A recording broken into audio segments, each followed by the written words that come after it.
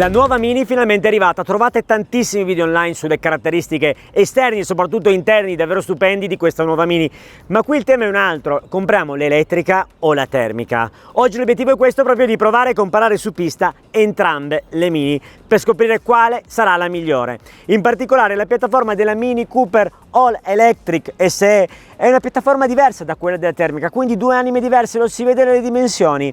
In particolare la termica è circa, che troviamo alla mia destra, 2 cm in più di lunghezza ma 3 cm in meno di passo, e di conseguenza la versione elettrica con un passo decisamente più importante.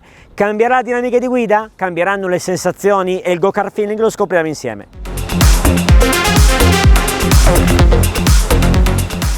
Prova del tempo per questa Mini All Electric SE, ricordiamo, con un passo leggermente più lungo ma più corta dell'unità termica, piattaforma diversa.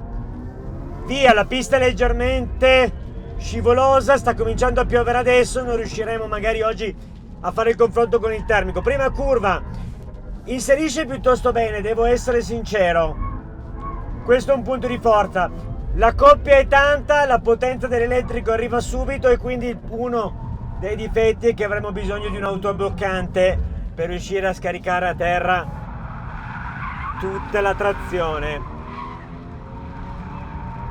specie sull'elettrico. Poi si potrebbe fare con un torque vectoring, immagino. Dicevo, l'inserimento è preciso, il posteriore ha questa dinamica particolare perché è preciso, ma appena entro in curva, se mollo un po' il gas nel punto giusto, tende a chiudere la curva, e questo è positivo perché consente di ridurre quello che è il sottosterzo. L'unica cosa è che trovare questo equilibrio non è facilissimo. La macchina però è piacevole, il go-kart feeling si sente alla guida, non posso negarlo.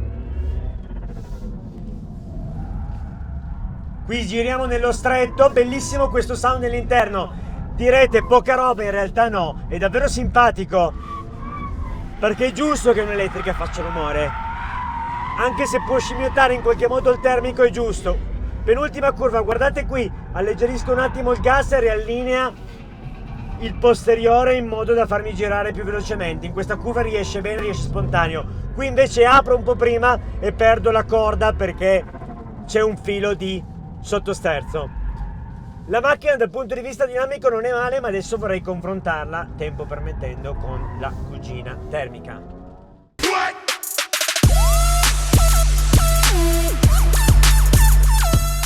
E veniamo al confronto con la Mini Cooper S, motore benzina da 204 cavalli, il nuovo motore come va rispetto all'elettrica.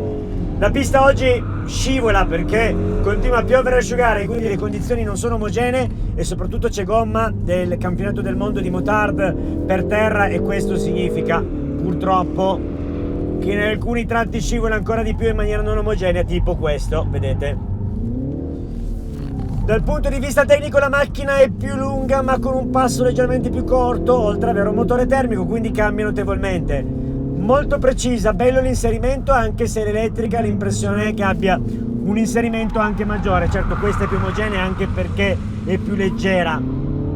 Cavalli sono simili, in realtà 218 quelli dell'elettrico, ma spinge di più l'elettrico. Questa sembra molto più lenta perché ci sono tutti e subito, anche se la differenza di coppia motrice non è così stellare. Una differenza ovviamente è la possibilità di usare, come sto facendo in manuale, il cambio, che è sempre un piacere rispetto alla totale assenza del mondo dell'elettrico.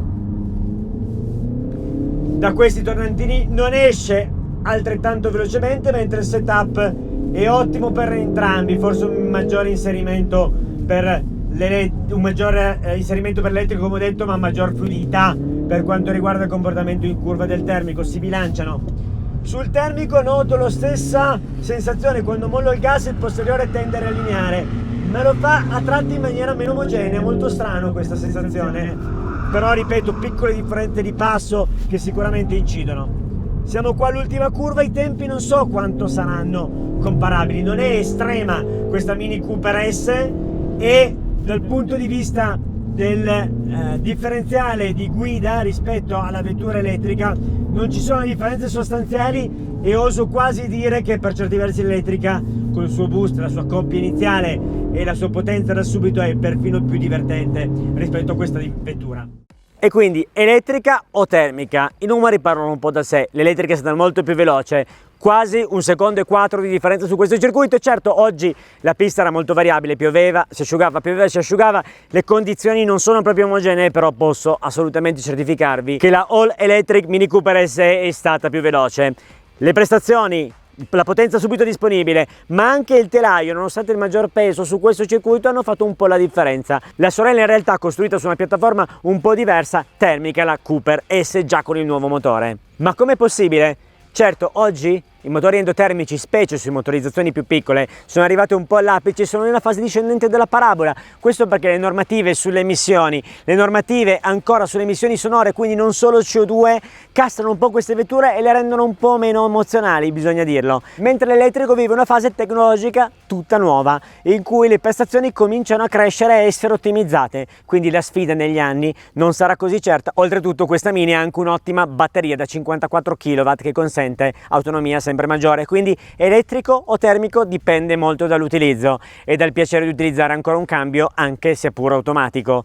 Però i tempi la dicono chiara, in questo momento tra le due, su questo tracciato e probabilmente su molti altri tracciati, vince l'elettrica. E quindi elettrico versus termico? Lo so che ci saranno molti haters dell'elettrico, ma vi invito a commentare qui sotto.